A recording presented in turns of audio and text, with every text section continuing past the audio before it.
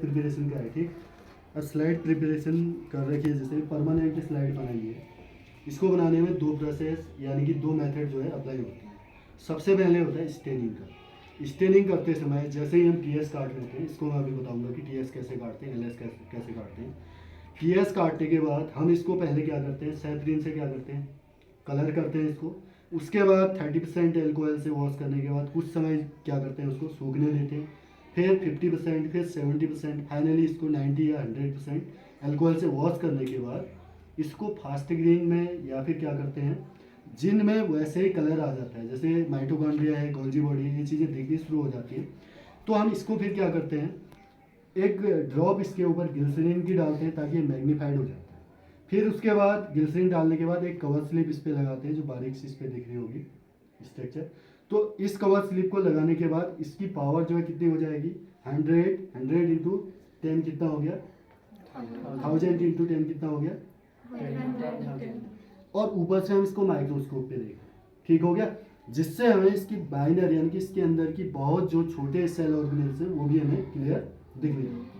अब बात आती है कि परमानेंट स्लाइड हम इसको कैसे करें, मतलब हमेशा के लिए। जैसे ये स्लाइड कब का बनी हुई है और अभी तक यहाँ रखी है ना, तो इसको जैसे रखा है तो इसमें हमने क्या कर दिया, फिर इसके साइड में जो है थोड़ा सा कैनेडा बालिसम लिया, यानी कि वैसा वाला गम्स इस पर नहीं यूज होता है, तो कैनेडा बालिसम से हमने इसको क्या कर दिया, यहाँ पर परमानेंट कर दिया, यानी कि चिपका दिया। अब ये स्लाइड आपकी यानी कि जब तक इसकी क्योरेबल होगी तब तक जो है जैसी की तैसी की फॉर्म में रहेगी, प्रिजर्व फॉर्म में। कारण है इसका, एक तो हमने इसको अल्कोहल से वॉश किया है, कोई भी माइक्रोब्स किसी भी प्रकार का इन्फेक्शन इस पर रह नहीं सकता है।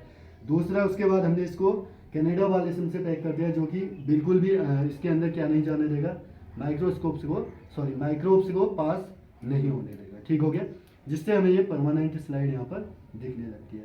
फर्स्ट मैंने बताया था स्टेनिंग, यानी कि कलर करने तक की प्रोसेस क्या थी, स्टेनिंग थी। जैसे ही हमने इस पर कवर स्लिप रखा और उसके बाद इसको माउंट किया है, माउंट मतलब होता है ढकना, कवर करना, ठीक है। तो ये प्रोसेस है इसकी माउंटिंग।